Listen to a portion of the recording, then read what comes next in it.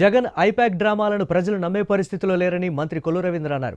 అధికారంలో ఉండగా చేసిన తప్పులను ప్రశ్నిస్తామనే భయంతోనే జగన్ అసెంబ్లీకి రావడం లేదని ఆరోపించారు.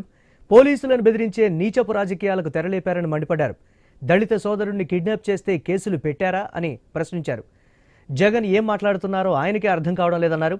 ఎన్నికల కోడ్ ఉందని అధికారులు చెప్పిన రాజకీయ స్వార్థానికే జగన్ గుంటూరు మిర్చి యార్డుకు వెళ్లారని విమర్శించారు. ప్రతిపక్షంలో ఉన్న అధికారంలో ఉన్న ప్రజలకు జవాబుదారీగానే తాము పనిచేశామని కొల్లు రవీంద్ర చెప్పుకొచ్చారు.